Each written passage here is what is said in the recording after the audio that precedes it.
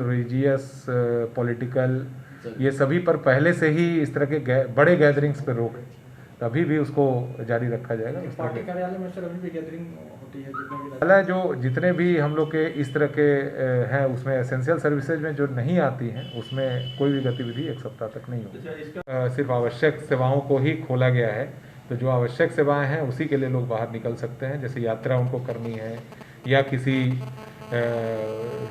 श्राद्ध कार्यक्रम में जाना हो, शादी में जाना हो, तो ऐसी स्थिति में वो अपना जा सकते हैं, लेकिन अनावश्यक रूप से लोग इधर उधर घूमने टहलने या इस तरह की परिस्थिति के लिए नहीं। रेस्टोरेंट हैं क्योंकि काफ़ी समय के बाद खोले गए थे, तो उसमें चूँकि लगातार वह सेवाएं होती हैं, तो उसको पूर्व की भांति जो अभी लॉकडाउन 2 चल रहा है, अनलॉक 2.0 चल रहा है, उसी की भांति उसकी सेवाएं जारी रहेंगी। और अभी भी होम डिलीवरीज के माध्यम से ही लोग ज़्यादा सेवाएं प्राप्त कर रहे हैं। और रेस्टोरेंट्स और होटल में ऐसी भीड़, हम लोगों ने अभी जो जांच वगैरह कराई है उसमें ऐसी परिस्थिति नहीं आई है, लेकिन हम लोग नज़र रखेंगे, अगर कोई ऐसी स्थिति बनती है तो उस पर भी आगे निर्णय लिया जाएगा। ये जो नज़दीक के किराना दुकानें हैं, सब्जी दुकानें हैं, दूध की दुकानें हैं, उसी से लोगों को खरीदारी करनी है, या दवा की दुकानें हैं, नज़दीक की खरीदारी करनी है। अनावश्यक रूप से दूरी की यात्रा करके लोगों को आने जाने पर मनाही यहाँ भी किया गया है और उसका अनुपालन भी सुनिश्चित कराया जाएगा। रोक नहीं है, जो 50 लोगों की सीमा है उसके तहत उसको ऑर्गेनाइज किया जा सकता है, लेकिन उसके अंदर उनको 50 लोगों की सूची जो है संबंधित थानाध्यक्ष को देने के निर्देश दिए गए हैं, और वहाँ से इसकी पर्याप्त जांच पड़ताल की जाएगी और उसके बाद ही उसको इस तरह के कार्यक्रम करने की अनुमति दी जाएगी। खोले जाएंगे, उसमें कहीं कोई रोक नहीं लगाएगी। बंद रखने के निर्देश दिए गए हैं ताकि वहाँ पर भीड़ भाड़ नहीं हो और वहाँ से किसी तरह के संक्रमण फैलने की संभावना नहीं। सर, सब्जी मंडी में जो भीड़, ने कहा कि उस पर नज़र रखी जाएगी और जो समयावधि है उसको कम किया गया है।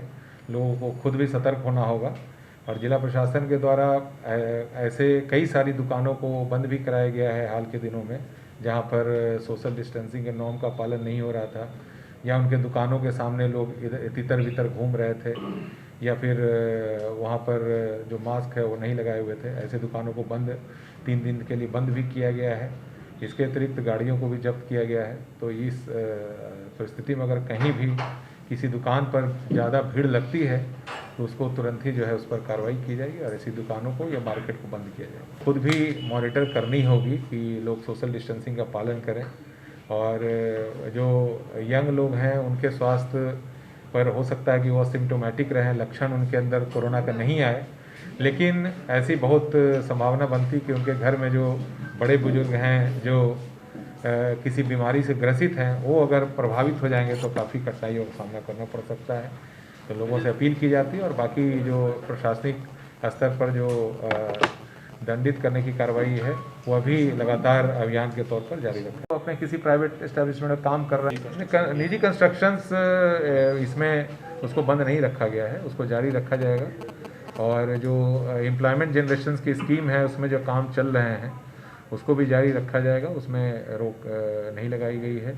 मुख्य रूप से इसमें जो अभी वर्तमान स्थिति है उसमें से जो सरकारी ऑफिसेज हैं उसको 1 सप्ताह के लिए, प्लस जो प्राइवेट और कमर्शियल एस्टेब्लिशमेंट है उसमें 1 सप्ताह के लिए उनको बंद किया गया है। और जो एसेंशियल उसमें एस्टेब्लिशमेंट्स हैं या गवर्नमेंट ऑफिसेज हैं उसको सिर्फ अभी जारी रखा गया है। निजी कंस्ट्रक्शन के जो मटेरियल अभी उसको ध्यान रखेंगे, जो चीज़ें हैं अभी वर्तमान में हम लोग का मुख्य ध्यान है कि किस प्रकार से इसके चेन को ब्रेक किया जाए, और उसके बाद फिर इस पर आगे कार्रवाई की जाएगी। में संक्रमण की स्थिति को देखते हुए और जो आसपास के मार्केट हैं और सड़कों पर भीड़ को देखते हुए जिला प्रशासन के द्वारा यह आदेश जारी किया गया है कि शुक्रवार 10 तारीख से लेकर के 1 सप्ताह तक ये सारे जो सरकारी ऑफिसेज हैं, प्राइवेट और कमर्शियल एस्टेब्लिशमेंट हैं, उसमें ज़रूरी और आवश्यक सेवाओं को छोड़ करके शेष को बंद रखा जाएगा।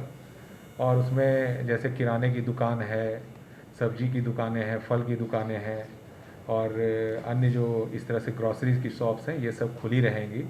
इसी तरह से जो मेडिकल शॉप्स हैं और मेडिकल इक्विपमेंट्स के दुकानें हैं वह सभी भी खुली रहेंगी। साथ में जितने प्राइवेट नर्सिंग होम्स हैं, हॉस्पिटल्स हैं, वो सभी खुली रहेंगी। लेकिन सभी तरह के जो एस्टेब्लिशमेंट्स हैं इसके अलावा वो सभी बंद रहेंगी। सरकारी ऑफिसेज में भी जो आवश्यक सेवाओं से संबंधित है, जैसे फायर सेवा से संबंधित है, पुलिस है, डिजास्टर मैनेजमेंट है, इलेक्शन है, ट्रेजरीज हैं, इन सब की सेवा जारी रहेगी। लेकिन अन्य जो ऑफिसेज हैं उनको अभी बंद रखा जाएगा।